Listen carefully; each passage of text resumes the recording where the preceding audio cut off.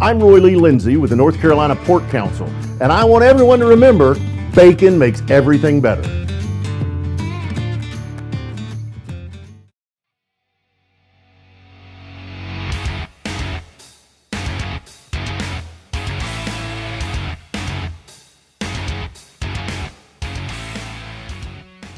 On this episode of Bold North State, you will have the opportunity to get to know SYLVIA CRAWLEY SPANN, Hall of Fame women's basketball player, coach, broadcaster, and entrepreneur, who got her winning start at Steubenville High School in Eastern Ohio, where she averaged 17.9 points and 19.4 rebounds per game during her 1990 senior season for the Big Red.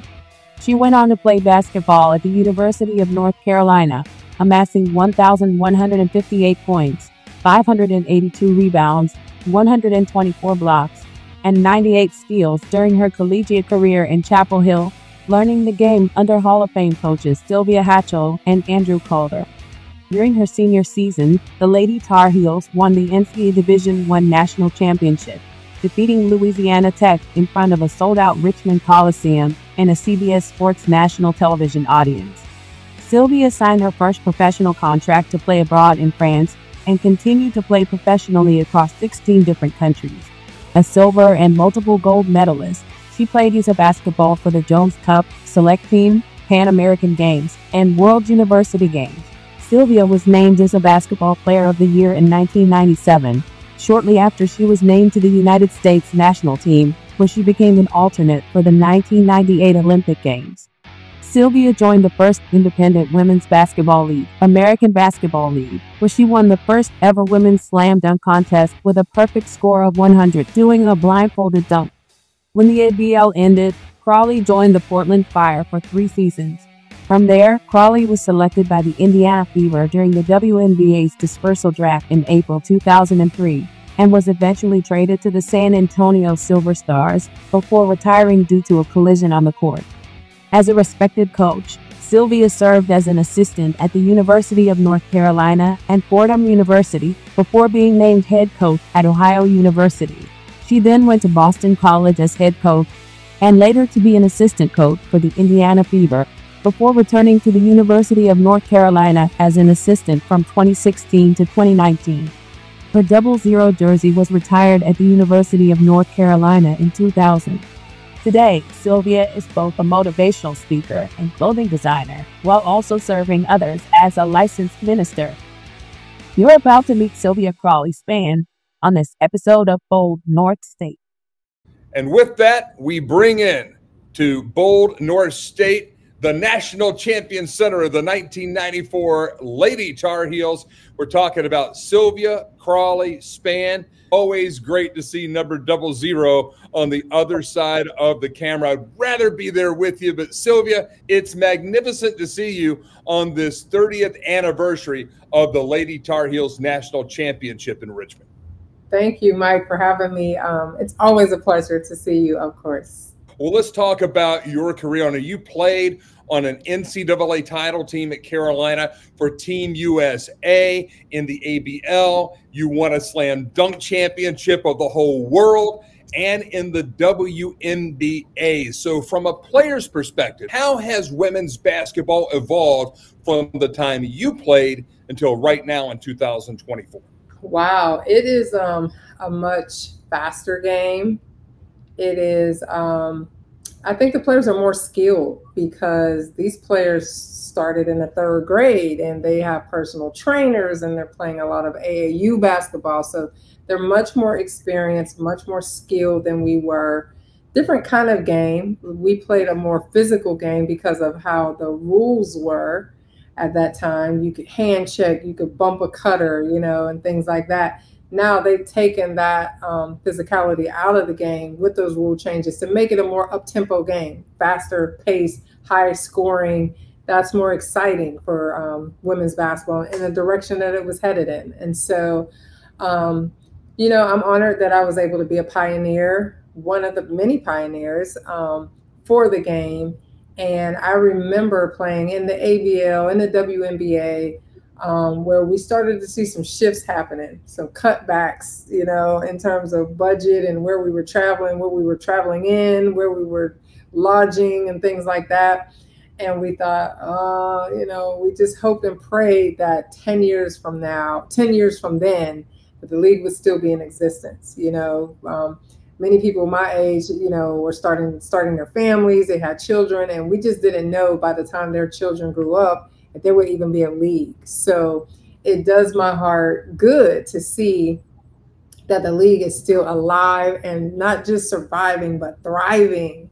And so we're excited. We're excited about what's happening. We're excited that we are the topic of conversation when we turn on SportsCenter, when we turn on social media, no matter which platform that we look at.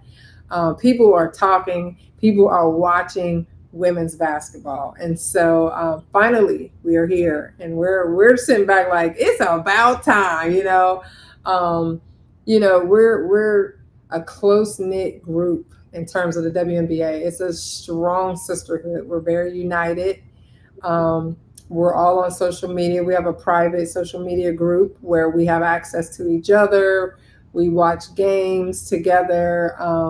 The WNBA just sent us, to celebrate the 28th anniversary, they sent us league passes so we can watch the games for free and have watch parties and things like that. So we are keeping up. We're keeping up with the teams, with the progress, what's going on. We're cheering for our little sisters. We're there for them for advice, and different things that they face. That's tough situations.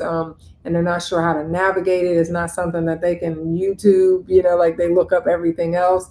They have to, pretty much come to us and ask how we handle that and different things like that. And we're there for support or not. If they don't want it, we just kind of cheer from afar. So it's a beautiful thing to be a part of, to witness, to watch, to have been there from, I wasn't there from the beginning, like the inaugural season of the WNBA, because I played in the ABL first.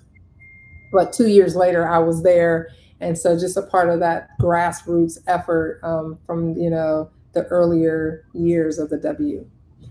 So, Sylvia, you mentioned that when the WNBA started back in the 90s, you chose to go play, along with Charlotte Smith, your North Carolina teammate. You guys went to go play in the ABL. And my old Fox Sports Net color analyst, Dan Hughes, who's been a multi-time WNBA Coach of the Year, was a coach in that league. Tell me about what it was like as you were part of literally launching women's pro basketball in the United States.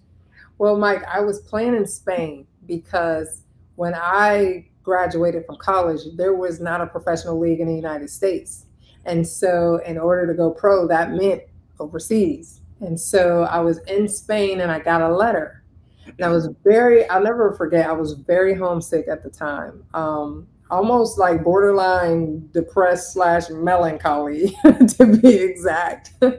And I got this letter in the mail that said, "Are you tired of playing overseas where your grandparents and your fans can't watch you play?" And I was like, yes. They were like, do you wish you could play in front of your, college fans that supported you in college? And I was like, yes. Every question that they asked, I sincerely felt from the bottom of my heart. And so they said, well, there's a league coming and we want your input. So they wanted to know, should we call it the WABL or the ABL? And I was like, well, you don't say the men's NBA, so why should we have to say the women's, So I think it should be called the ABL. And they said, okay, as one of the few women in the world who can slam dunk, do you think we should have a smaller ball so that more women can palm the ball and have more chances to dunk and therefore make it more exciting for fans to watch? And I said, no, because there are women who practice their whole lives on a three-point shot with the size ball that we're using, right? And so to change the weight of the ball, now it's going to change the three-point shot, and that's going to mess up the scores for the majority of people who still won't be able to dunk with a smaller ball. They asked if I thought the rim should be lower. I said, no, I don't think the men would respect it still. They would be like, well, I could dunk too if they lowered the rims, So I said, keep it regulation, because it's those same three-point shooters have practiced on a 10-foot goal. And they know exactly how hard to push and how high to shoot and all that kind of stuff. And so you'll change the scores of the game. Everybody will have to adjust. So keep the balls the same. And we will adapt. Like people will train and get their hands strong. You know, I dug in buckets of sand every day, 100 times a day, each hand, in order to palm the ball so that I could dunk, you know, in college. And so I said, people will adjust. They'll figure it out. You'll see more and more women slam dunking the basketball. They wanted to know if I thought the court size should be regulation, and, you know, maybe shorten the court so we can have higher scoring games, and scores would be like 125 to 130, you know. I said, no, keep it regulation. I still think people won't respect the game if we change the size and the, you know, all these things. If we change these things, people will, at the end of the day, they'll be like, well, I could play pro too if I played on a shorter court and a shorter rim and a smaller ball. So I really felt like I had input in creating a league that we wanted, you know? And so I love that. And then, Mike, I got another letter that said, hey, there's another league coming, and we want you to wait for us. And we've got all the, you know, the backings and the sponsorship and the TV contracts, you know, to have longevity for years and years to come. And so I had a choice. Do I go now? Do I go back home right now when I'm depressed and I'm homesick, I'm missing funerals and family reunions and everything overseas? Do I go home right now and play in the ABL, or do I wait a couple more years for the WNBA to, or it might have been maybe a year and a half later for the WNBA to come about? I also love the fact that we played during basketball season. Coming out of college or coming from overseas, I was used to playing a whole full 6 months to 8 month season. Whereas the WNBA that was coming at the time was a 3 month season, because the thing was that they were owned by the NBA. So they were sharing, you know, facilities and trainers and front office staff members and everything.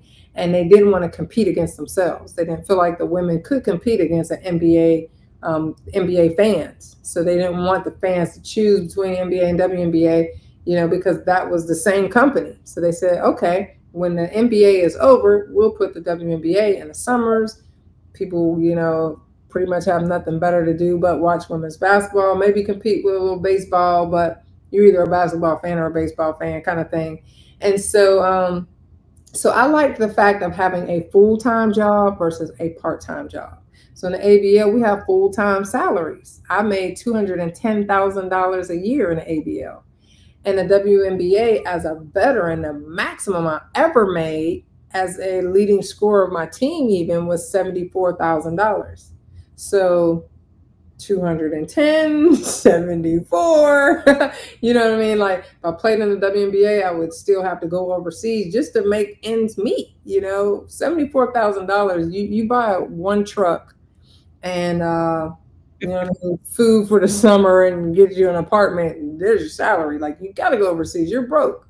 So those were the choices that we had at the time. And a lot of us chose the ABL. We felt like we had a say in what happened, and our opinion mattered, and that meant a lot to us. So we were on board, you know, we were on the energy bus of the ABL, and so so we started to see some things kind of break down in the ABL, and I won't jump the gun with that, but that was my reasoning behind choosing the ABL in the beginning versus the WNBA, and our agent let us know, hey, if it doesn't work out, you know, you can always switch leagues. That, you know, that league will still be in existence. So if you want to come home now, just come on home.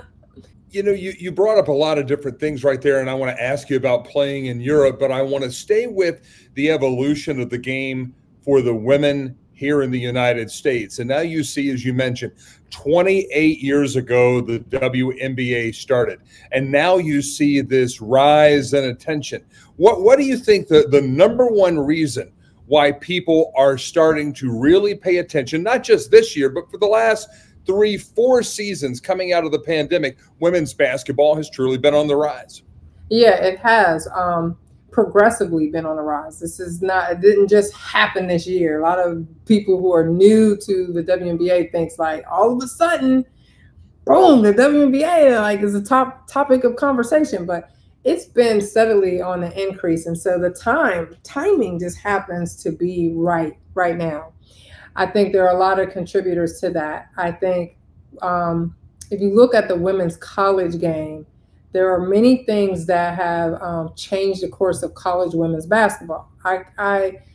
I think that, in my opinion, it's NILs. The transfer portal has done that, and cost of attendance checks have done that. So there's a lot of different factors that play into that. And so now you see on a college level what was going on a pro level, especially in the men's game, where you kind of would have a Dwayne Wade and a Bosch get together and say, hey, LeBron, come down to Miami and we're going to create, this monster championship team.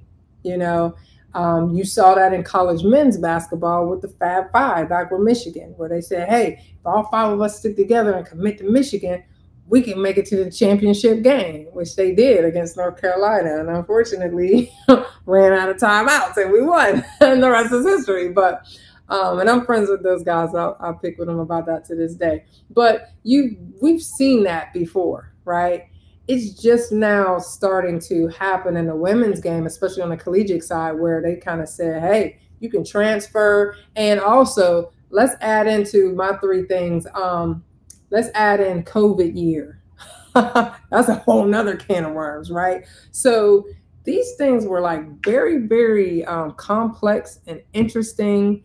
And it really, really impact the college women's game, right? To get it to where it is right now, where people can transfer in and you get a team like LSU or Ole Miss, where they're recruiting out the portal. Every team is now, but they were the ones that were like kind of heavily doing it and really had success on a national platform where people got to see it, right? It could have been happening with other schools, but we didn't see it as up close and personal as those particular schools, right? And a few more.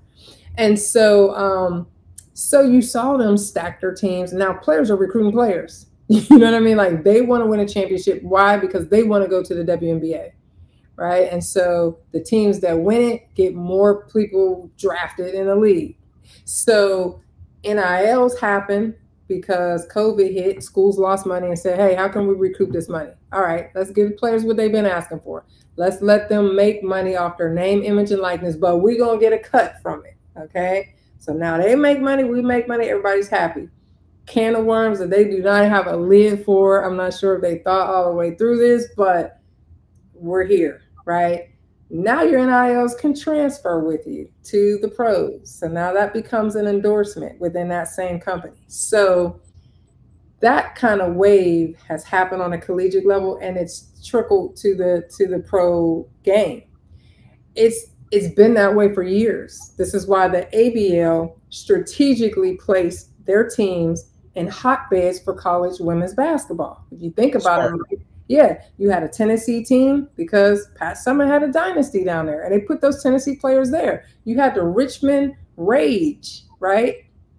And they had Dawn Staley because she's a Philly girl, right? You had New England Blizzards, and they put Carolyn Young, who was an all-star from Auburn there. They put Rosati, and they put, I think, Carol Walters was there. Then you had, they found all the hotbeds for college women's basketball. The WNBA did not use those cities because they went with the cities that had the men franchises that welcomed the WNBA franchise to share a facility with, right? So I think that's what the ABL did right. They got that right. There are a lot, they just rode off of the energy and the fan support of college women's basketball because people have 4 years to kind of like follow these people. And then when they were seniors and they graduated, fans weren't ready to let go of those players. So they followed them right on over to the pros, and it worked. We had great fan attendance in the ABL. We just lacked the TV contracts. We lacked the TV commercials and things like that because we got blackballed out. If you film the ABL games, you cannot have these NBA and WNBA games. Well, who's going to touch that? You know what I mean? So we've seen that happen where there's, the energy and excitement on the college side, and that translates very well to the pros. You're seeing that happen right now. College women's basketball is at an all-time high, and we had an incredible class. we have classes where it's a huge class, just like the men. And then there's some classes where the talent level is not quite as good. So this class, next year's class even, will be very, you know, dominant and powerful. So, and then you've got some people who took a COVID year and not entered their name into the draft just so they could be a part of next year's draft because this year was so strong. So now next year's going to be strong. You know what I mean? So what you have going on is just a ripple effect. It's from college and it's trickling into the pros. The WNBA would be smart to pick up, because we're looking to expand, right? They're looking for expansion teams. They would be smart to go to the hotbeds of women's basketball now, different than they were back in the ABL days. It's South Carolina now. It's Stanford now. It's LSU. It's Ole Miss. It's those, you know, it's those cities where they are fanatics. It's still Tennessee. You know what I mean? Like, if there's Pat Summitt people, and Pat Summitt, God rest her heart, she's one of my mentors. Like, she's gone on to glory, you know, she's living a better life and feeling sorry for us.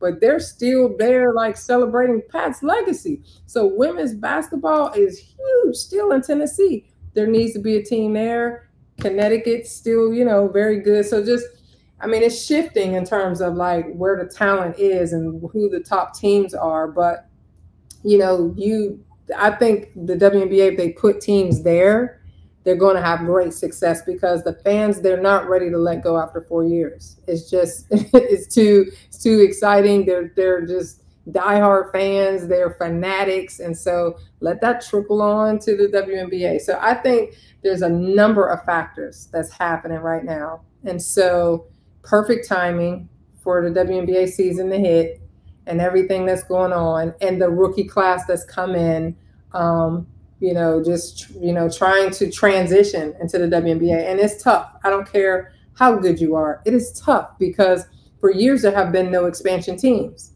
So you've got the best talent. I mean, every year there's a draft of 3 rounds, and they're going to keep the very best talent in, and the rest of them get waived. So I wanted to ask you about that because there are 12 teams right now in the WNBA. 2 teams will be expanding into new markets over the next few years. But the one team that has kind of led the charge is one that you're an alum of, although it's in a different city now than when you played for the then San Antonio Silver Stars, then the San Antonio Stars, now the Las Vegas Aces. And the owner of the Las Vegas Aces is Mark Davis. He also owns the Las Vegas Raiders, and he has built a standalone facility. He's hired Becky Hammond. They were flying charter flights, and then they got fined. It's amazing to me that you can have a higher standard of life as a collegian than you do as a player in the WNBA. And it was the league itself that was holding back these players. And then you just hit on it. And I wanted to stop you because I really want to make sure that we focused in on this. There are only, 13 roster spots on every team? Is that correct? So it's 13 times 12 right now. That's not a lot of players. That's like 157 players that are in the WNBA. So every year, new players are coming in, the ones that have the high visibility coming from the college game.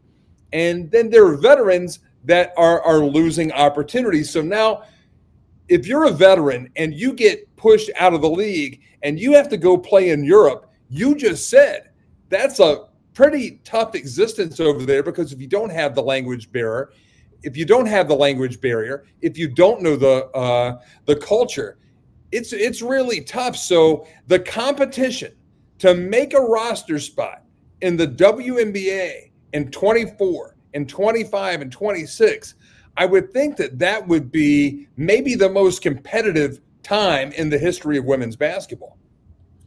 Yeah, and it's tough because and overseas is really tough because, first of all, since the Brittany Griner incident, a lot of countries have been kind of banned or blackballed by Americans. So Americans just aren't playing in certain areas now. It's just not safe. And so it's hard, but they want the WNBA players first and foremost overseas. They're signing the first contracts. Then after that, they're picking the players who got waived. And then after that, they're picking maybe fresh out of college seniors, right? So that's kind of the pecking order of like the contracts overseas. And so the economy is down because of COVID, which is a global pandemic, right?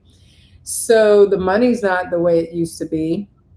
So it's rough overseas right now. It really is. But like you said, if you have 2 expansion teams, you're looking at, 26 more players. Still not enough.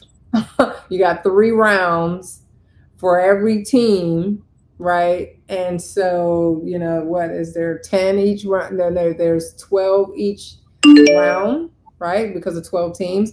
So still a lot of players coming in for training camp, being drafted. And you're just looking at the players that are drafted. There's some people like me who were never drafted who come in the back door being invited to a training camp, right?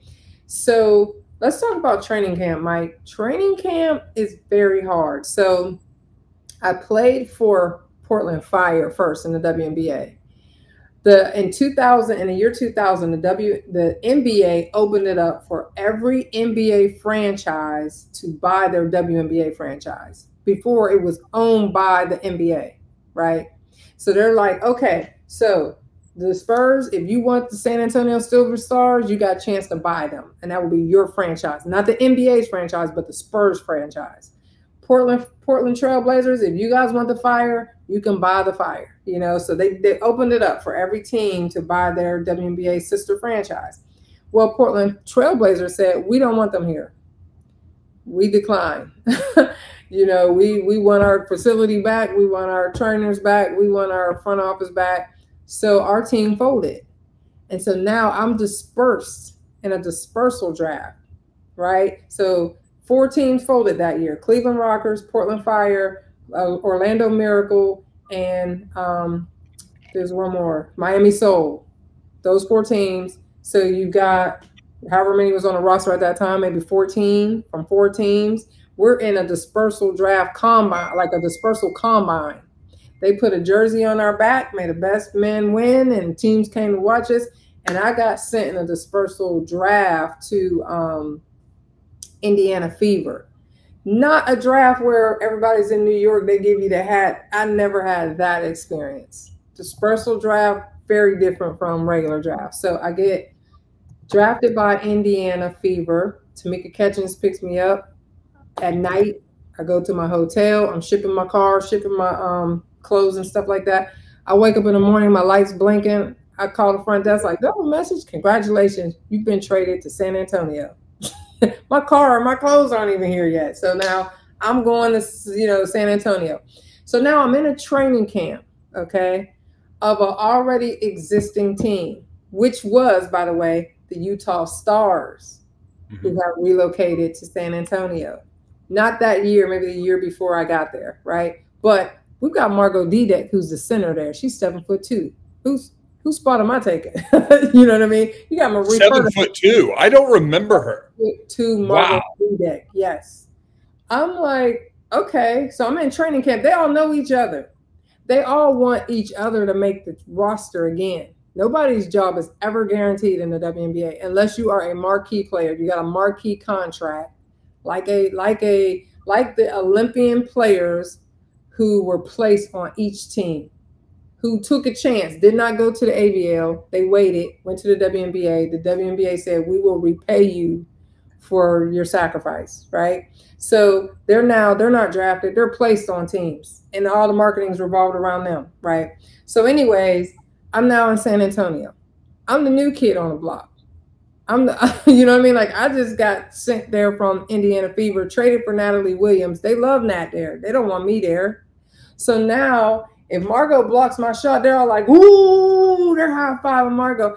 I get a rebound or block a shot, it's crickets. Nobody's cheering. Nobody's hyping it up in front of the coaches so that I can make the team.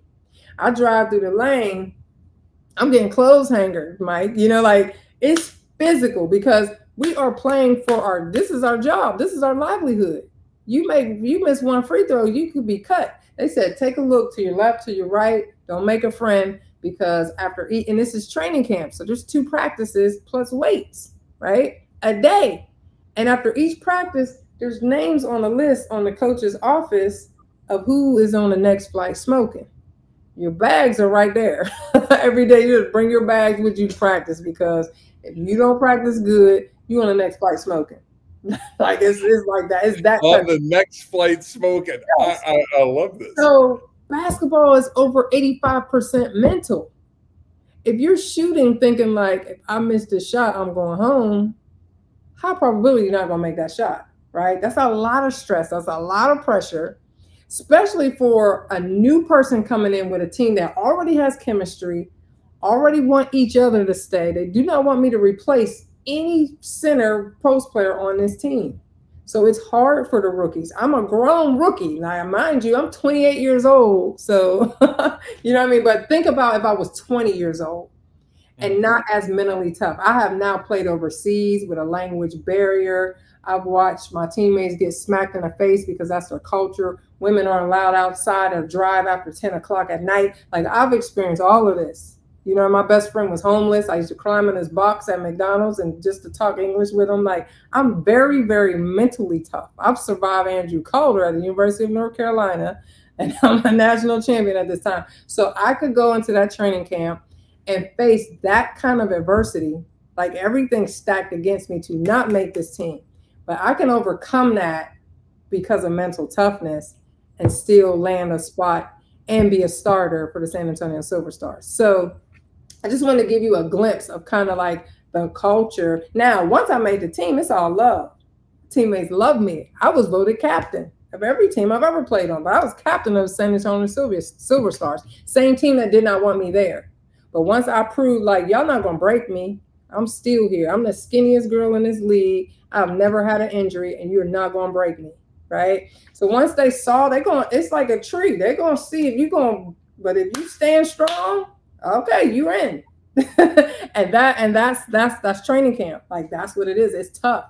And every year, more talent is coming. Like, after I made that roster, the next year, there was another draft, and there's more rookies coming in. You know, it's Gwen Jackson from Tennessee. She played under Pat Summitt. You don't think she's mentally tough? She coming in there to take my spot. And I'm like, no, I'm letting this rookie take my spot. It's either I eat or she eats. You know what I mean? Like, this is our livelihood. So it's because there are no expansion teams, it is very, very tough to make a roster. It really is. And the veterans, they're not going nowhere. They're the Olympians. You know what I mean? You can't be like, right. You know, I heard a rookie say on Twitter one time, well, we need all the veterans to just know that it's not their time anymore and pass the torch to some of the younger ones to give us an opportunity. Whose spot are you taking? Chelsea Gray? That's like, just going to be given to you. Who are you out playing? Like, nobody's just going to be like, right. You know, here you go. I don't want to make, you know, the money that's coming our way anymore. It's your turn. Like, nobody's going to do that. People are going to play till the wheels fall off, Mike. And that's on the men and women's side. I am a better person and a more effective business owner for having known and learned from Emily Parks over many years now. Emily's company, Organize for Success, helps multi-passionate business owners and executives bring harmony to all the layers of their lives, from work to side projects, from friends and family to hobbies, community, and beyond. With Emily's help, you too can make every minute matter. She helps you determine what earns your time and how to efficiently accomplish what matters. One of the many things I love about Emily is that she does not impose her will on her clients. She listens to them. That way she can better help them cultivate the lives they want to live. You can set up a complimentary call with Emily today by visiting organizeforsuccess.com. We're talking with SYLVIA CRAWLEY SPANN. She's a national champion. She's played in 2 professional leagues here in the United States, also played overseas in Spain. But earlier this year, she was named to the Ohio Basketball Hall of Fame. She's a former Big Red from Steubenville. And Sylvia, I've told you before, every athlete I've ever worked for, and I spent 10 years in athletics administration in the state of Ohio, everybody I've ever met from Steubenville is awesome.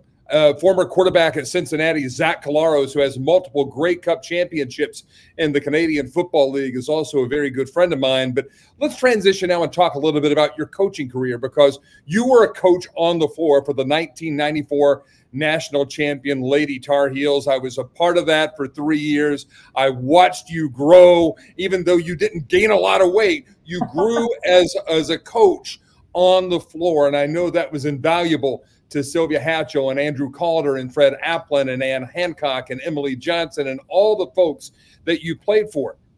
But then you got out of playing and into coaching at Fordham. You were an assistant coach, the interim head coach, and then you started on your pathway to being a head coach. And you were the head coach at Ohio and in the ACC at Boston College, along with multiple stints at the University of North Carolina on Sylvia Hatchell's staff. I give your resume out, and I may have missed something in there because it's so very impressive to me. And I would like to know, where did you get the motivation to want to be a coach? Was it from a high school coach? Was it from your mom and dad, the incredible family that you come from? What was it that made you want to give back to this game that has blessed you so much? Well, Mike, I've played for some incredible coaches along my journey. That started in high school, and it wasn't, now that I'm older, when I look back on it and think about the most memorable things, it was never about what they taught me. It was more about how they made me feel, right? And so that's what people tend to remember. And so I had some coaches that were invested in me. Like, they really were invested. They were a part of my village to this day. Like, they're invited to my wedding. They're invited to my, milestone birthday parties. These people are, they were at my Hall of Fame, So I played for some incredible coaches that were role models for me, that, like, everybody doesn't want to be like the coach they play for. Like, you tend to, like, almost hate your coach because they're stretching you and they're pushing you. And it's like, just the thought of your coach when you see him is making you sick to your stomach, and the last thing you want to do is be like them, But I played for some incredible coaches that really made a difference in my life and changed the trajectory of my life. They were intentional about that. So I had a great experience throughout my whole journey. And I don't think it's a coincidence. Like, sometimes you'll have one good coach, maybe two good coaches, but like my whole entire journey, I was coached by some really good, morally good people, right? So that inspired me. And then also, I had a great grandmother, Martha CRAWLEY from Steubenville. She was the first African-American born in Ohio Valley Hospital. She was the first to do many, many, many things, to go to an integrated school and things like that. But she had great wisdom. And one time I was taking a bath at her house, and she made me get out because the bath water was cold. Like, I'm like a mermaid. I wanted to stay in the tub for hours, but like, I was shivering, my fingers were dimpled. My grandma was like, "You gotta get out the tub." And I'm like, "Why don't they invent something to make the water stay hot?" And she said, "Listen, if there's something that bothers you about the world, you got two choices. You can complain like everybody else. You could change it. So why don't you invent something to keep the water hot in the bathtub?" I was thinking, like, I'm just a kid. I don't know how to do that, Grandma. But those words never left my life. And I live by those words to this day. So everything that I do, from coaching to being co-founder of a magazine to having a clothing line, everything that I do is based off of that question that she asked me. So, okay, so it bothers me that athletes are equipped for sports and not life. We're trained to win championships, gold medals, and rings and things like that. But when it's time to get a job, athletes are struggling. Now, I got two choices. I could complain like everybody else about that, or I can roll up my sleeves and decide to be a coach and make sure that my players are majoring in things that they're actually going to use. If I need to change my practice time so that you can make your biology class because you want to be a doctor, then I got to do that. If I got to suspend you from practice and make you study in my office because you are struggling to be eligible, then I got to do that. You know what I mean? And so that's why I wanted to coach. You know, I hate going. So I think that everything is birthed out of passion. And you can love something with a passion. You can hate something with a passion, right? So, every time I put up 2 fingers, strange things happen. I don't care what platform I'm on. So, you know, I hate going to the mall with a pocket full of money, Mike, and I come home with a belt and a hat. Now, I went to get an outfit for the Hall of Fame. There's nothing in the mall that could fit me. I hate that. Why are we just making clothes for the average person? And who is average anymore in 2024? So I could complain about that, or I could get my sewing machine out and make my Hall of Fame outfit and then post it and sell it to others. So, okay, magazines, I'm 6 feet in the 6th grade with a size 12 men's shoe. My dad is telling me that I'm beautiful every day before I leave the house, so I won't be insecure. I won't be that tall, dark-skinned, insecure girl at school that kids are picking on because I got high water pants. So my father's esteeming me at home. But when I look in a magazine, he's telling me I'm beautiful, but I don't see beautiful. I don't see what he's saying in this magazine. I don't see myself. I could complain about that, or I could start Monarch Magazine, and now we define to the world what we think is beautiful. We've changed the narrative. And so that is the basis for everything that I do. So that is part, you know, that's why I got into coaching. I had incredible role models, but I chose to not complain about it, but change it.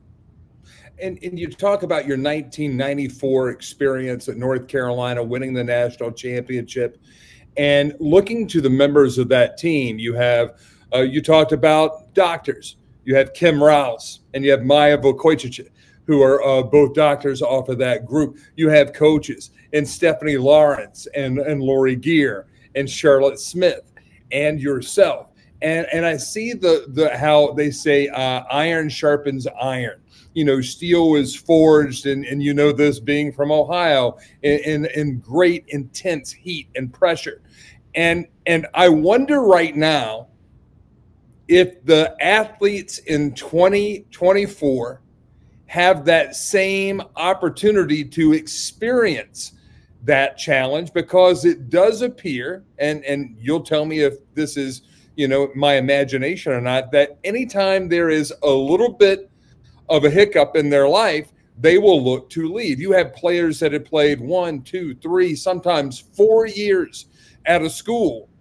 And if something isn't going exactly right, if they aren't the center of attention, if the world doesn't revolve around them, they're going to have other opportunities and they can go. Now, I love the opportunity for kids to be able to make money, to do endorsements and things like that. What I really have a challenge accepting is that people can just leave at any time, though their coaches can, so I guess that's fair, but they're not getting what you received from your family, from your coaches, from your teammates. I mean, you've been blessed, and look what you've become. I wonder if these athletes today will have to find that type of engagement in some other facet, because it's just not coming from the same places where you got your motivation. Yeah, I think they will have to get it later in life when it's costly. It's going to be costly the older you get. You know what I mean? Like if you kind of make mistakes and you navigate through things when you're younger, it's a slap on the wrist for you. And you learn a lesson, you know what I mean, that will travel with you throughout the rest of your life, because you can never unlearn what you learn, right? But I think these kids will get it later when they have kids and when they start coaching, and then they'll get it. Then they'll understand, and life will be tough and it'll be hard and they can't run, you know. But I think our world is changing along with this generation, right? We could transfer, but we had to have a dreadful conversation with our coach to say, I'm not happy here. I don't see where I fit in the large scheme of things, and I want to go back home, or I want to transfer, or whatever. That was a tough conversation. Nobody wanted to have that conversation. And more importantly, nobody wanted to sit out 2 years in order to do it, because you had to make that move as a freshman. Well, as a freshman, you're partying, everything is new, everything is good, you know, and you got to wait. You got to wait your turn. So if you don't play, it's okay. You know what I mean? Nobody's expecting a freshman to play. But then your sophomore year, you're still not playing. Well, now you got to wait 2 years if you transfer after your sophomore year. So you're only really going to play 1 year. Now you've lost your whole college career. So you might as well just rough it out and take your chances and see what happens. You know what I mean? And there was a lesson in that. Like, I often think about if Maya McCoy was able to just get in the portal. You notice how I said the if she was able to get into the portal, because let's be honest, Mike, it was tough for Maya. She's coming from Yugoslavia, so there's a language barrier. She's playing alongside of Gwendolyn Gillingham, Carrie McKee, Charlotte Smith, Tanya Jackson, and Sylvia CRAWLEY. That's 5. Then you got 5 post players that you're battling for minutes with, right? So she was in a tough spot. Had there been a transfer portal, Maya by far would have been a star on any team she went to. So when I think about transfer portals, there's good and bad in that. That might have been a good thing for Maya, right? However, if Maya transferred, could Maya be the dentist with not 1, not 2, not 3, but 4 locations of Village Dental? She's my dentist. She's Coop's dentist. She's TJ's dentist. She's my mom and dad's dentist. Like, would my dentist be my hoop five sister right now? Had Maya transferred? Maya had to persevere. Maya is one of the most mentally toughest players we had on the team because she was miles away from her family. Charlotte Smith couldn't even play a game if her mom and dad didn't show up. We had to be like, Charlotte, your mom and dad are here. All right, now lock in. Let's go. Warm up. She couldn't do it. So imagine Maya, who's eating food. This is not her food. She don't want to eat this food. Right? You know what I mean? We got garbage cans at 4 corners. That means, like, you're going to throw up today, Maya. You think she wanted to go? Like, I didn't really get it until I played in 16 different countries. I didn't just play in Spain, Mike. I played in 16 different countries away from my family. I miss weddings. I miss birthday parties at my nieces and nephews' funerals and stuff like that. Maya was doing that in college. I was doing that as a grown woman. Right? So there's good and bad for the transfer portals. Maya could have went somewhere else and been a star and maybe, you know, played in the WNBA. Who knows? But then would Maya be the mentally tough person dentist that she is right now? With a degree from dental school at North Carolina that's #1 in the state for health and, you know, this kind of healthcare and medicine?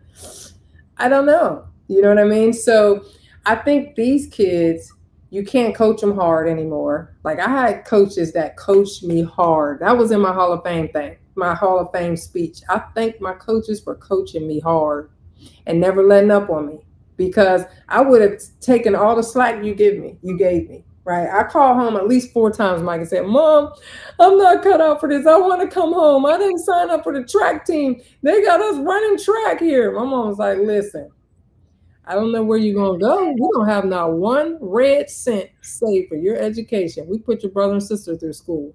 So I suggest you suck it up, go talk to Coach Hatchell, and see if you can keep your scholarship, because you're not coming home. So I didn't have if I had a co-signer, I would call my grandmother. I'd call my mom. I was waiting for somebody to be like, you come on home, baby. I was looking for a co-signer. So I would take as much slack as you give me. But if nobody was on my side, everybody sent me right back to Coach Hatchell. You got to work it out. And I'm like, can you call it? No, you're an adult now. You call a meeting with Coach Hatchell and you talk to her about where you fit in with that program. Where does she see, you know, stuff like that. So, like, there was no give. There was no leeway. I had to go. There was nowhere to turn. I had to go through it. I had to go through adversity and get to the other side. Right. So that just made me incredibly mentally tough. And I think there's no coincidence that our national championship team had the success off the court that they had, because I think it takes mental toughness. Now, these kids don't have that same, you can't coach them hard like that. There is an out. There's a lot of outs for them. If it's a straw, there's a whole lot of holes in the straw and they can go in different directions. But I think our culture and our country and our world is going to change with them, right? With those changes comes. So I read in a book that in the year 2030, there will be marriage contracts, Mike, because we're in a non-committal society. They don't have to commit to a university for 4 years. So you have a 3 to 5 year marriage contract, and in 3 years, we could go our separate ways, and we've had a successful marriage, or we can opt to renew for 3 more years. You can now sign a 3 to 5 year contract. But that's where we're headed, Mike, because these kids have changed churches twice. They've changed high schools twice. And now I've met a girl who transferred to 4 schools in 5 years. She wanted me to introduce her to an agent. I said, tell them where you played. She was like, well, I played at da da da da da da. When we walked away, I said, don't ever tell nobody that again. You just tell them the last school you played at. She said, but what if my best stats was at my school that I played at 2 times? You should have thought about that before you transfer. Why did you transfer? Why did you transfer if your best stats were there, honey? Like, what? You know, and this was before like NIL. So it's non-committal. That's why I'm saying, like, these kids will learn the lessons that we got early. They'll learn them later when they get into a marriage and somebody wants to divorce them and get out. How does that feel when you're on the back end of that? Or a kid says, I want my rights as a kid, and get released from your household. I've heard of that. Like, there's some kids that want emancipated from their house. Like, what? My mom was like, I got your emancipation. Get back. I was going to say it. I can't imagine going to your dad or your mom and saying, I want to be free. You would have been free of that face. Like, I wasn't even allowed to shut my bedroom door. They're like, keep this door open because we don't know who you are. We need to know what you're making. I was always making stuff. So, Sylvia, you've watched this evolution of the pro game. You've watched the evolution of the college game. And we're talking with Sylvia CRAWLEY, SPANN national champion, former Division I head coach, professional basketball player, successful entrepreneur. You watch a lot of college basketball. You watch a lot of pro basketball. Who are the coaches, who are the teams that you really enjoy watching because they're doing it the right way? I really enjoy watching Dawn Staley. And it's interesting because I know her, I know her personally, I could say. We don't call each other every day, like that. But I've played against her when she was at Virginia, and I was at North Carolina in the ACC. And I played against her in the ABL. I played against her in the WNBA, and I played with her at when I got added to the national team, USA Basketball national team.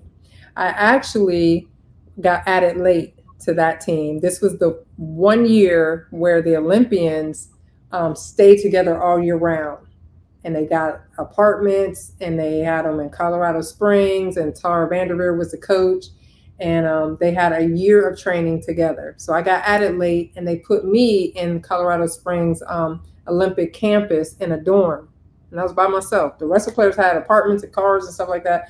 So I never forget being at the cafeteria, and Dawn was like, "CRAWLEY, where are you staying?" I said, "They got me in the dorm rooms." She was like, "What?" She's like, no, you could stay with us.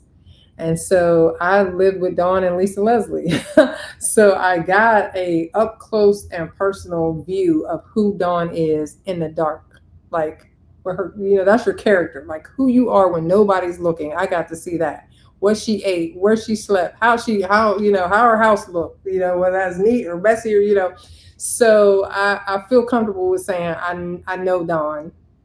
And so I love watching her coach because, one, she has a relationship with her players. And Dawn she's older than I am, right? So she's one of the older coaches now. Because she's short and she's hip and cool, people think she's super young, right? And she is young, in a large scheme of things, like she's young, right?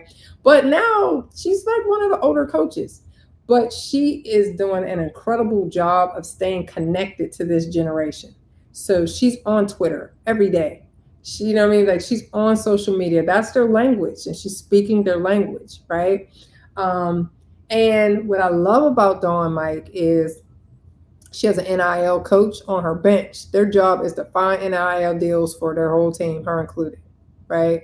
She has financial advising for these players. So not only are they getting cost of attendance checks and NIL, I'm talking like millions over there, but she's teaching them how to manage their money and understand a financial blueprint. You can't just give kids this much money who have not come from money and expect them not to self-destruct. Like, that's the craziest thing that you could ever do. That doesn't help these kids, right? So I think that she's doing things the right way. I love, love, love the fact that they carry themselves like professionals. You don't know who they're dating. None of them. Like, you don't know about their personal life. You don't know who Dawn is dating. You don't know their sexuality. Like, none of that. And this is how they're able to get the NILs that they're getting. And Dawn has always been like that. Not just since she's been at South Carolina. I never knew who she was dating, even when I lived in her house. So I just think that she's doing an incredible job of leading these young women. She has a relationship with them. She's nurturing them, but she's pushing them hard. Like, she's showing you that, like, you could still coach them hard. Now, granted, it helps when you're the Olympic coach and you're, you know, defending national champions and your team's gone undefeated, and you've got players in the pros who still love you and sit you courtside at their games. You know what I mean? Like, all of that helps. You know, you got shoe contracts and you got exclusive shoes and NIL deals as a coach, and you're the highest paid coach in the college coach in the game, I guess. So that helps as well. But she doesn't. I mean, there's some coaches that make a lot of money and have no relationship with their players. They don't even know where to start. And so Dawn, she gets it, and she is, the coaches before her had the philosophy of, I'm gonna make you hate me, but you're gonna thank me. You know what I mean? Like, Gino was that, he had that kind of mentality. Like, you're gonna hate me, I'm gonna be a butthole, but I'm gonna make a champion out of you, and you're gonna go pro, and you're gonna have a successful life. So people signed up. You know what I mean? Like, you wanted that. Coach Hatchell and Coach Calder were one of those coaches. Like, yeah, you know, they would inflict adversity from within, and the great coaches did that. You know, like, if you went undefeated, how do you keep getting better? You're competing against yourself. So adversity has to come from within. So they would inflict adversity on us so that we had to overcome it, so we could become mentally tough, so we could win championships, right? Dawn started a new era. Not to say that there weren't anybody that did this before Dawn, because I'm sure there were, right? But just for me watching the game, Dawn is one of the few people that coaches kids hard, but still has a relationship with them, and they still love her. I don't know. I mean, if I knew the recipe for that, everybody would be a national championship if they knew how to do that. It's very, very hard to do.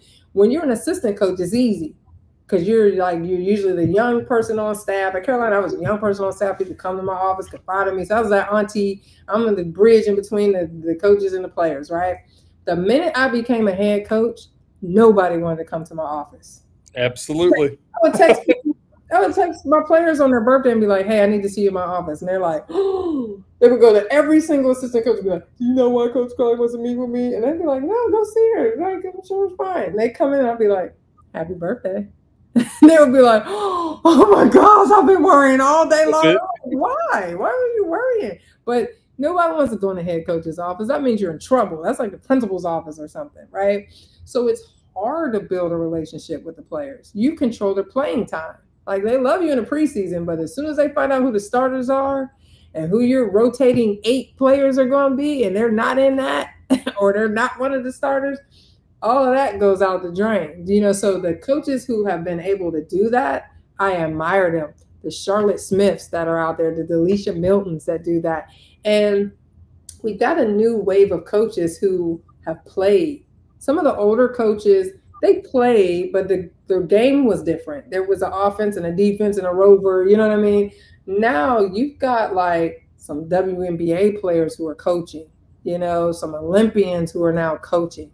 And these players are like, tell me how to get there. You know what I mean? Like, how did you do it? Where did you get your agent?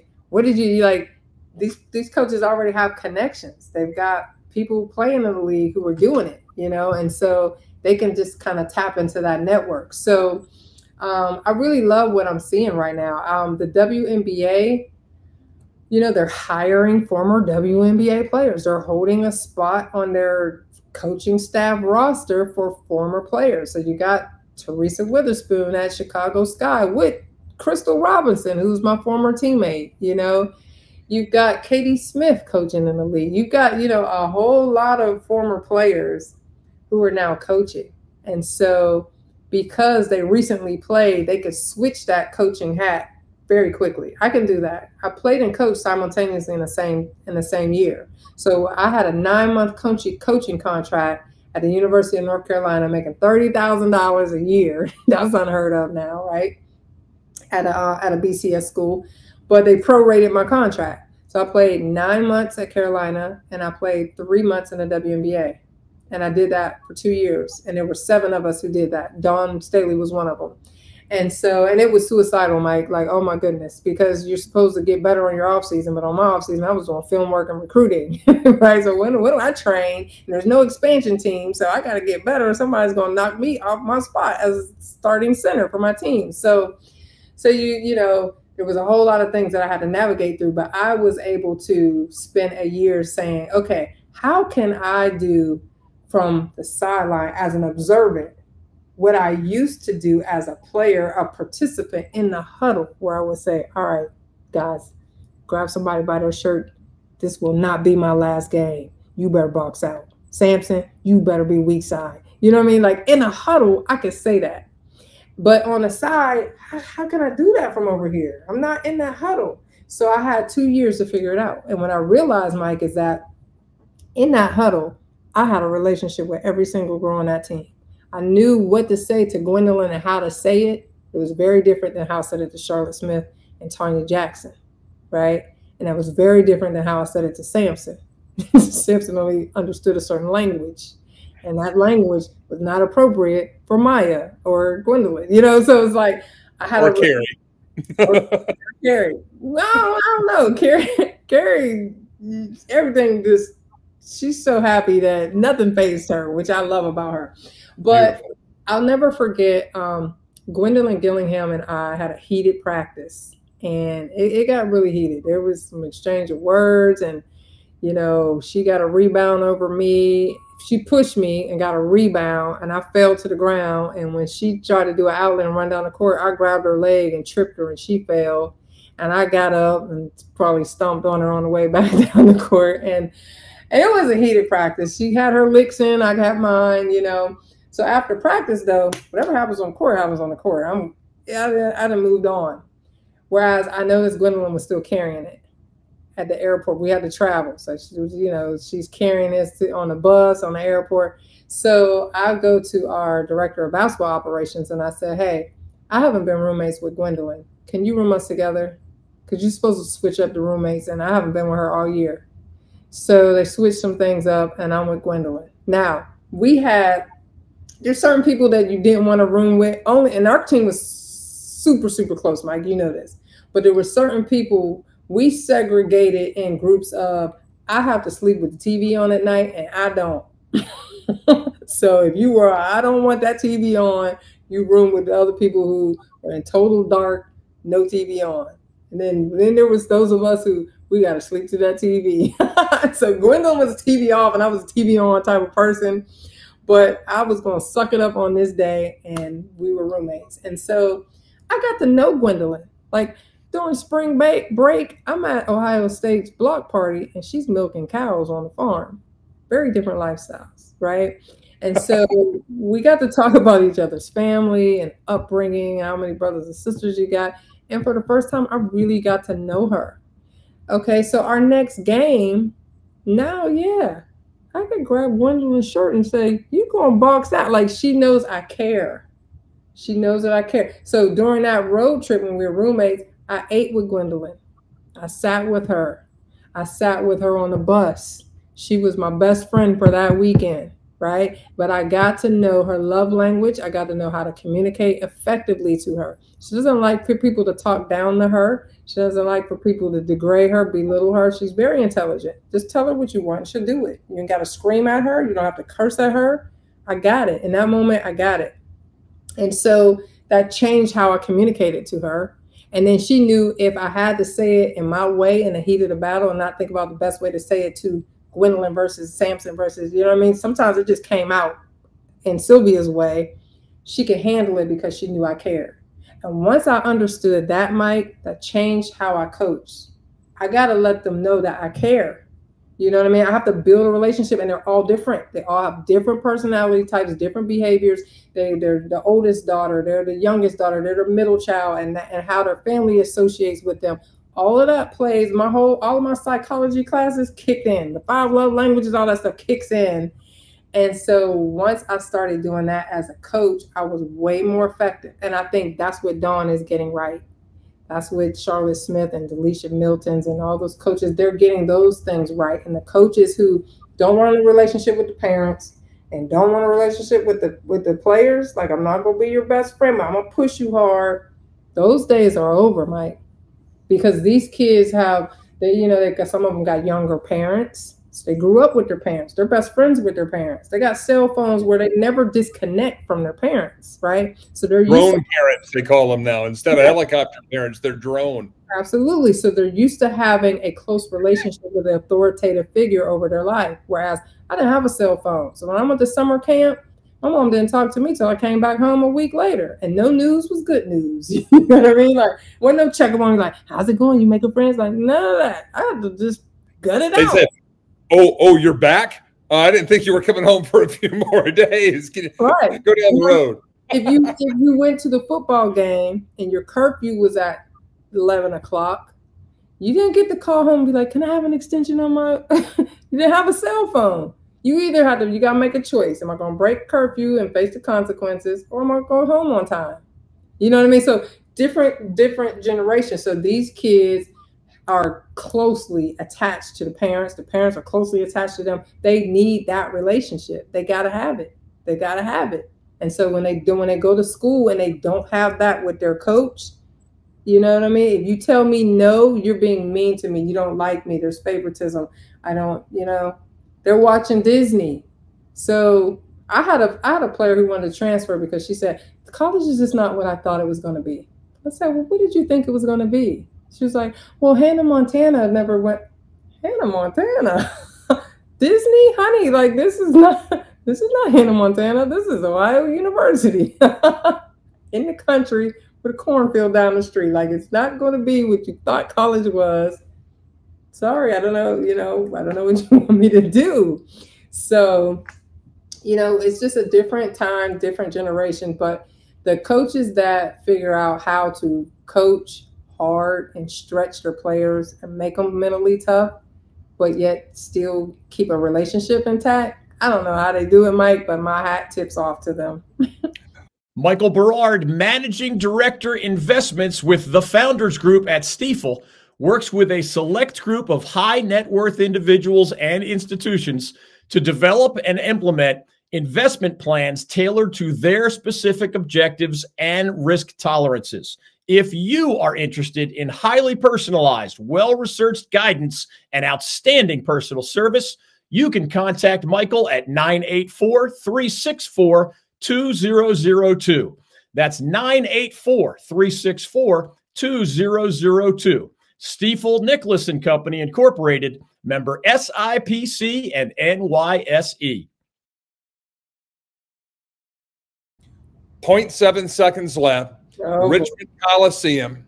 What was said in that huddle, and then what did you say to the team as you had the huddle after the huddle with Coach Hatchell and Coach Calder? First of all, Coach Hatchell went to me to run a play called 20s, where Marion set a cross screen for me. I backed up. Stephanie lobbed it right up front of the rim. Without touching the ground, I would tip it in, right? So she called that play first, but she told Stephanie Lawrence yelled now, but Stephanie Lawrence, who took the ball out, if it doesn't look like it's open, call a timeout. We got one more timeout left.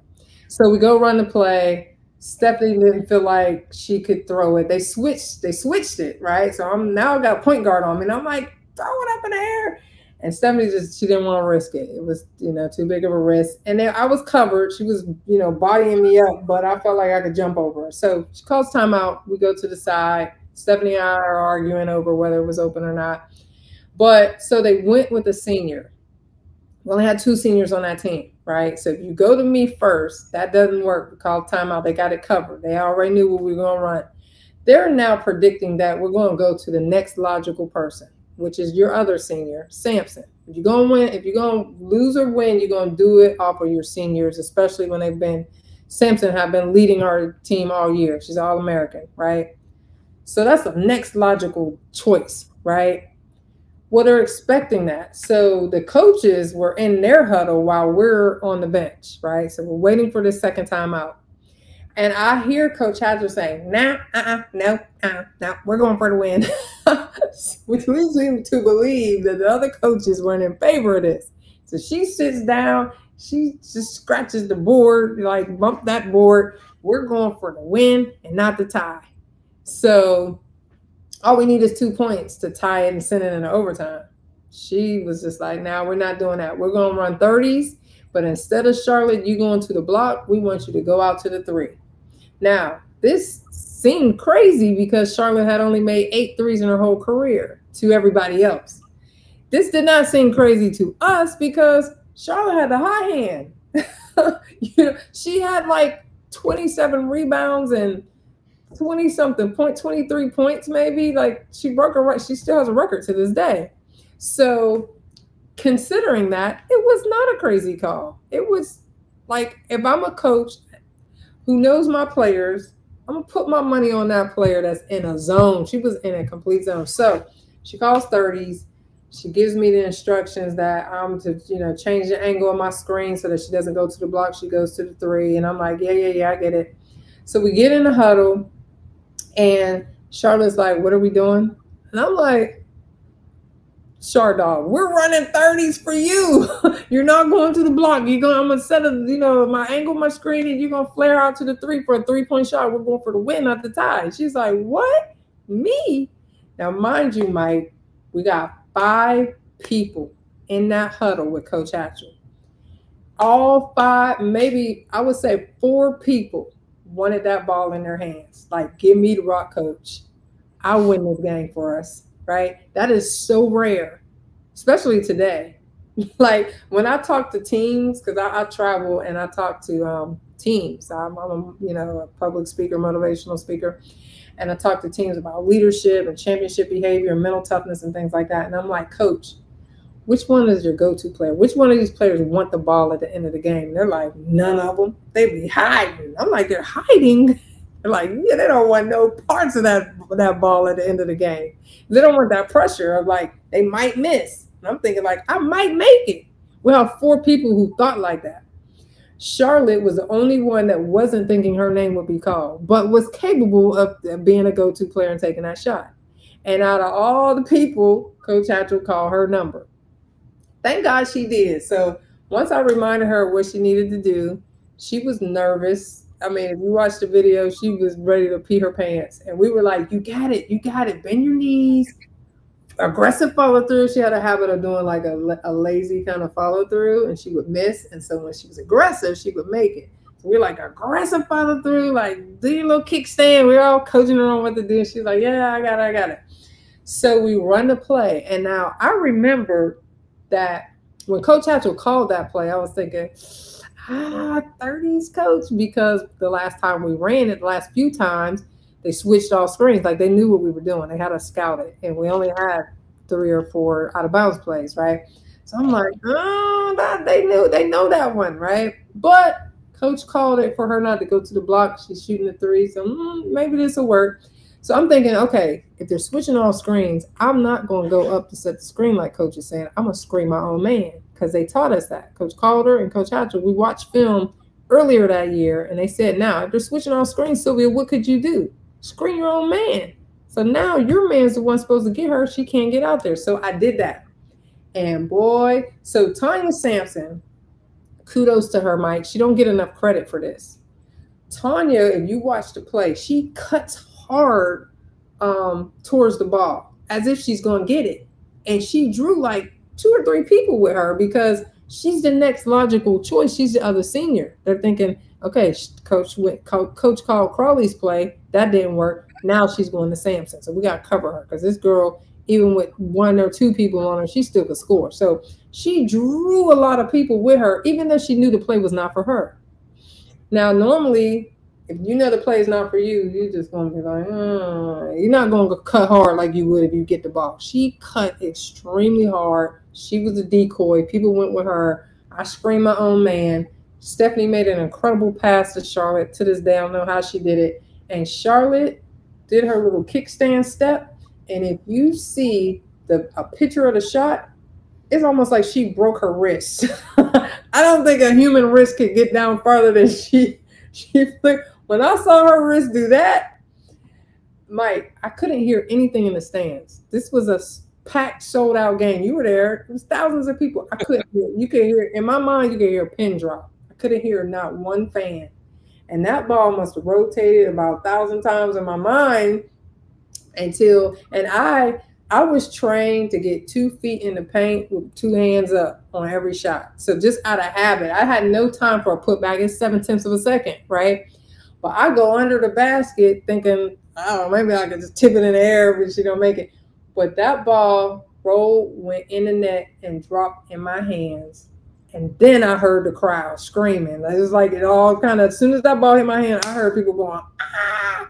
I was thinking like, oh, she made the shot. I threw the ball in the air. We ran over to Charlotte, dove on her, the cheerleaders and fan people bum rushed. Like today, you couldn't get on the court like that.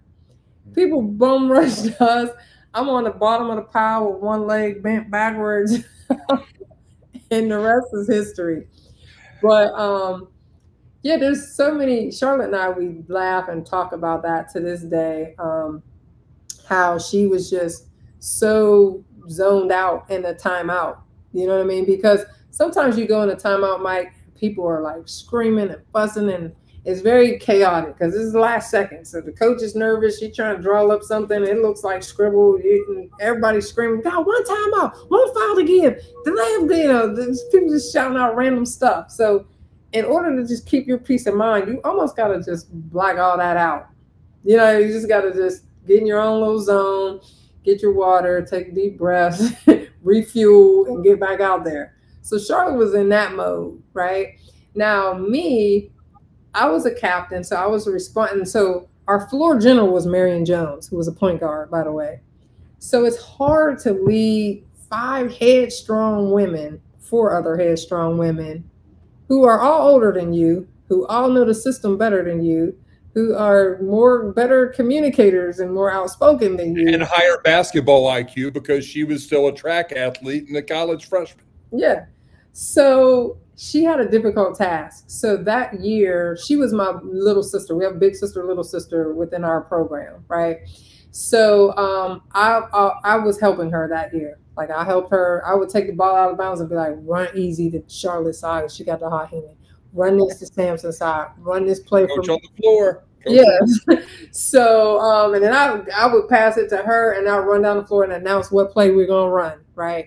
So I was a center who was acting as a point guard at that time. And that helped with my IQ because there's certain things that point guards learn that the centers never learn. Like 2-for-1s and different things like that. The centers never know that. Point guards know if there's 40 seconds on the clock before the half or before the game is over, you want to get 2 possessions to their 1, 2-for-1. That's the terminology that they never say to centers. So as a head coach later, I knew a lot of things that most center coaches don't know, former centers. But so anyways, I was responsible for listening in the huddles and making sure that everybody was in their spots. When we got on the floor, I'm like, Samson, you got to set the diagonal screen. I had to make sure everybody knew what they were supposed to be doing, especially if we had subs come in. You're guard Coop, you're guarding her. I got her, you got her. So I was the mother hen. So thank God I was paying attention because I did have my moments where I had to zone out in the timeouts if it was too chaotic. But I had to like keep one ear to the ground and hear what was going on so I could give instructions. So I was in that mode. And I was able to kind of help Charlotte out. And the rest is history. I mean, it was a beautiful shot. It couldn't have happened to a better person because she's so humble. So all the media attention that she got, all the attention that she got afterwards in terms of scouting reports and all that kind of stuff just made her a better player after that. You know, North Carolina wasn't able to win the championship the following year, but they went through some stuff that made them super, super tough, where her and Stephanie Lawrence were able to go pro, you know, after their senior years. So what a great experience. Like the biggest thing, and I'll end with this, Mike, because I'm a communications major, so I can go on and on for days. That's what you've always loved about me. But the biggest thing that I learned, and that was 7/10 of a second left on the clock. It did not matter if you were black, if you were white, if you were Yugoslavian. It didn't matter if you were a in-state player or out-of-state player. It didn't matter if you were Christian, if you were Muslim. It didn't matter if you were heterosexual or homosexual. Like, what mattered was we all had to come together, no matter what our differences were, for one common goal, and that was to win a national championship. And in that moment, I saw the power of sports and how it brings people together. It brought our families together. Our families are still close to this day. You know, it brought our staff together. Like, we didn't have supporting staff. Like, you traveled with us. You did our radio broadcasting and stuff like that, but we considered you a part of our family. Edgar was our videographer, but he was a part of the team. Our practice players were just as much responsible for us winning a national championship as anybody else. And the former players, the giants of the shoulders of the giants that we were standing on, the Emily and the Leannes and the Dawn Bradleys and the Kelly Chastains and the Kim Odins and the Tony Montgomerys, you know what I mean? Like, those players were all part of the whole puzzle that we all put together in the end to win that national championship. And so that's what that 7/10 of, like, it was just a small moment in time, but what a powerful lesson that will travel with me through the rest of my life. It was a blessing. April 3rd, 1994, and the immediate aftermath of that game. Now, you put on your coach hat now. We left the Richmond Coliseum on foot, walked 6 blocks to the Jefferson Hotel for the NABC or the whatever the coaches WBCA trophy presentation. Then we got on the Carolina bus, drove down the road to get back to Chapel Hill, stop off in Petersburg to go to a McDonald's because you guys ate awful food all year long. I mean, forget training diets. National championships were won on McDonald's that year. No, let me tell you why we went to McDonald's, Mike. The year before, in 1993, I'm telling my age right now, we watched our men's team win a national championship from Top of the Hill. And we, you do the whole bum rush Franklin Street thing. So we were a part of that. From Top of the Hill, we saw toilet paper get thrown in the trees. We saw cars get set on fire. We saw people streaking down the street. We were like, wow, we want that to happen for us. We were like, next year, we're going all the way. And we better see toilet paper in the tree. We want to just light up Franklin Street. I know where you're going. So Coach Hatchell said, all right, ladies, in the locker room, we just cut down the net. She said, all right, we got 2 choices. We can stay the night and eat at a really good 5-star steakhouse, or we can go somewhere quick like McDonald's or something like that and get back to Chapel Hill. We said, McDonald's! She didn't know this, but we were trying to get to Franklin Street. So we go to McDonald's. I'm like, everybody get your food to go. We got Happy Meals. Like, normally we try to eat at the restaurant real quick. Everybody get your stuff, get on the bus. So everybody on the bus, right? And I'm like, get your books out. Everybody study right now, because when we get to Chapel Hill, we're partying like rock stars. So we didn't have to worry about stop for a second there. You just won the national championship, and you're studying on the bus. I just keep on going, because this is the greatest story and the greatest 4 hours in my career. But keep on going. So we're eating McDonald's, we're studying, we're going back home. We're in shock. We don't know whether to cry, scream, laugh.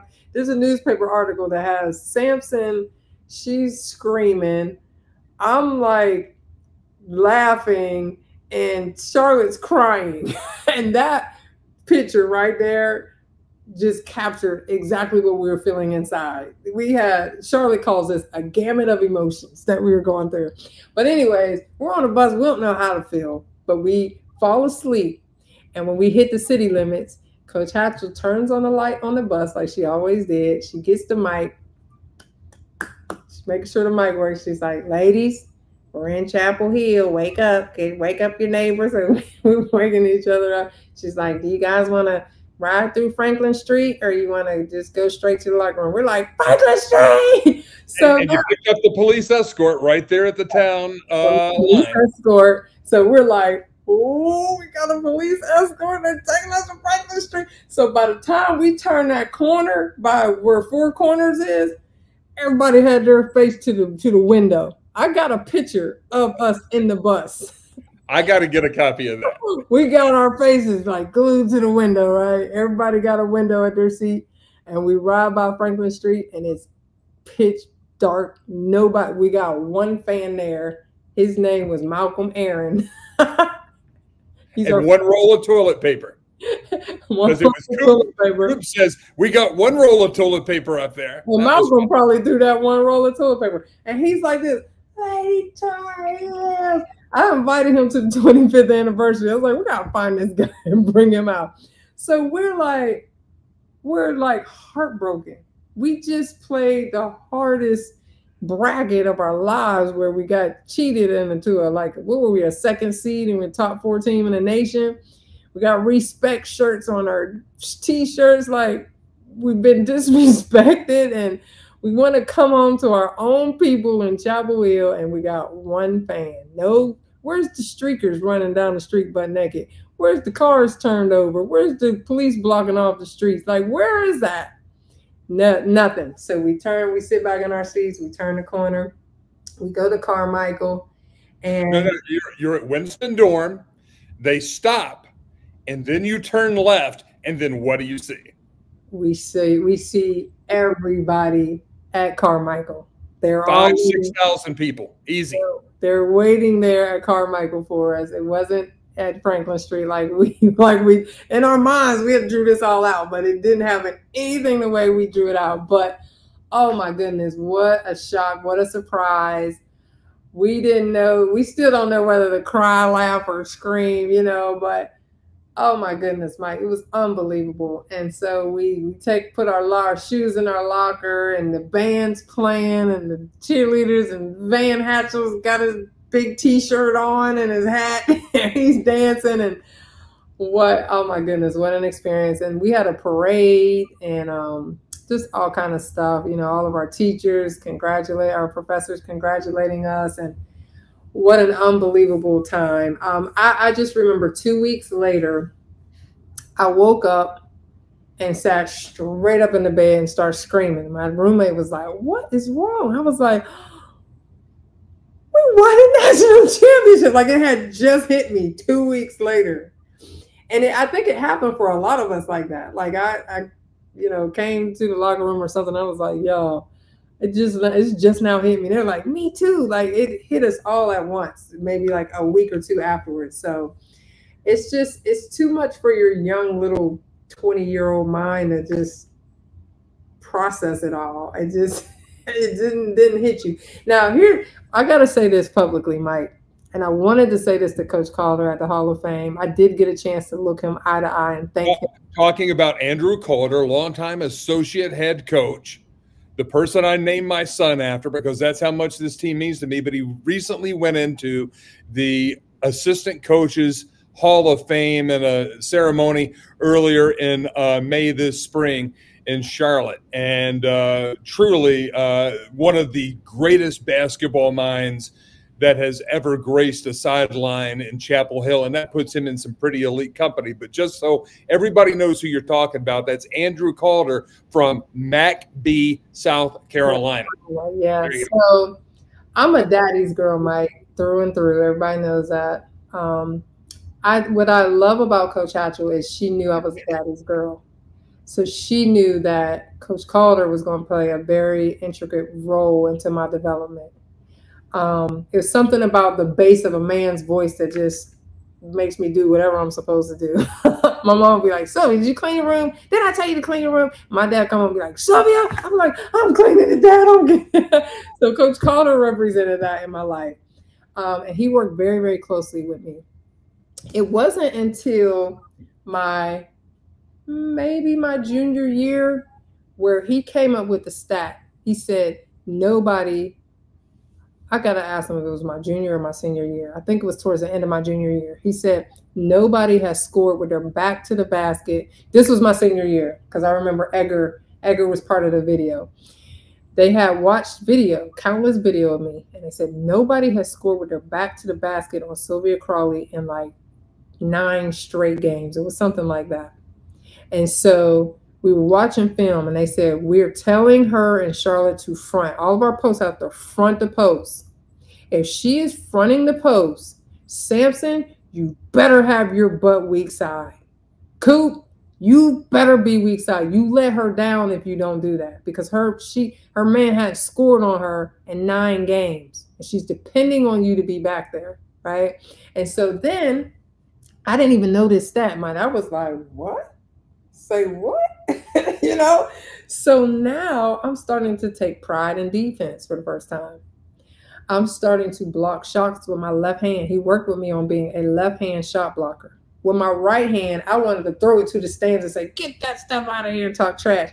With my left hand, I wasn't as strong, and the ball tended to go in the air where I could get it, outlet it to Marion. Now we can score off of that possession versus trying to make a statement and throw it. He's like, just do that one time. Now you got your point across. You don't have to throw every shot to the third row, Sylvia. Block it. If they're right-handed, block it with your left hand. Get the ball, keep the ball in play, right? So he taught me that. So now I'm taking pride in my defense.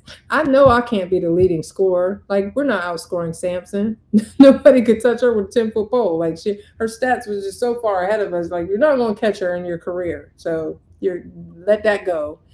And so, but what I could do was be the best post defender. And I started to take pride in that. But he put the dead-eye mind trick on me. He pulled out that stat, and he basically caught me doing something well. And that's something that I transferred into my coaching career as a coach. I would watch film, and I try to catch him doing it right. And when I caught him doing it right, I would show that clip and be like, you see what you did right here? They stopped you and you did a spin move. Like, you're the best at changing directions. And I would speak life into that player. Instead of saying, like, you got to box out, I would say, you know, I see you rebound. I see you averaging a double-double. That's a realistic. I spoke life into that player. And then all of a sudden they're like, oh, really? Me?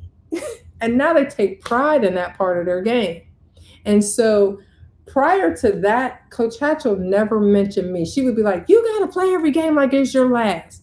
Sampson might go pro, maybe even Charlotte, but the rest of you got to play like it's your last game in a Carolina jersey.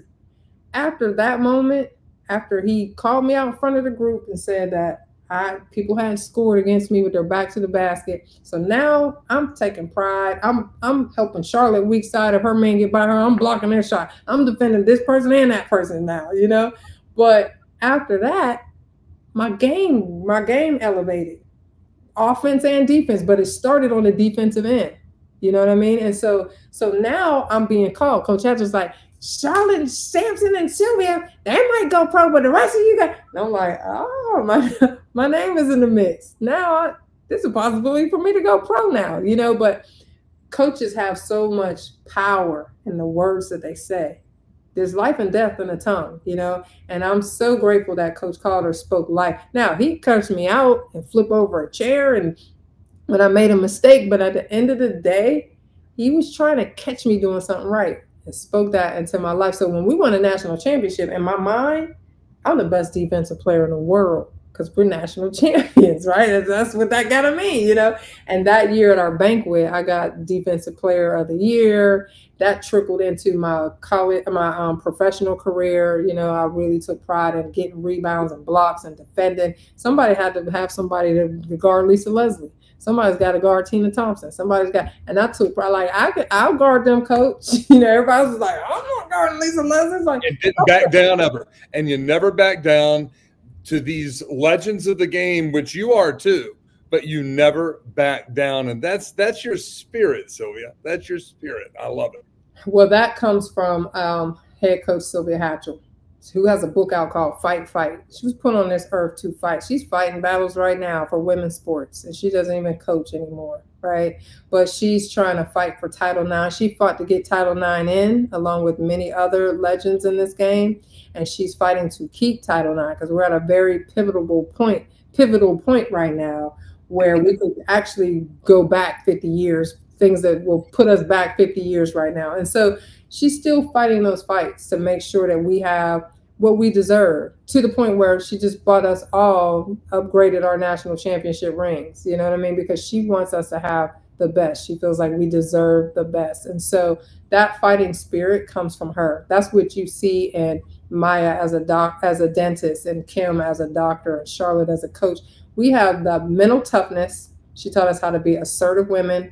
She taught us how to lead, how to be leaders. And so we were dispatched. Once we graduated, we were dispatched into the world. We all live in different parts of the country, but we are all leaders in our respective fields. And that's due to Sylvia Hatchell. Sylvia CRAWLEY, I'll tell you, that 1994 team is one of 6 national championship teams that I've worked with.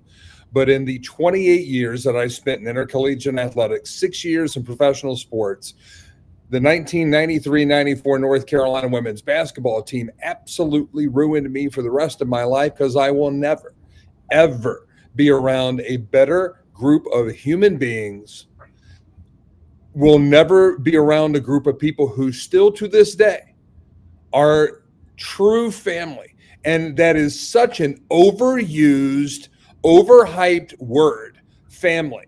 Because everybody says, oh, we're a family. You know, maybe you are.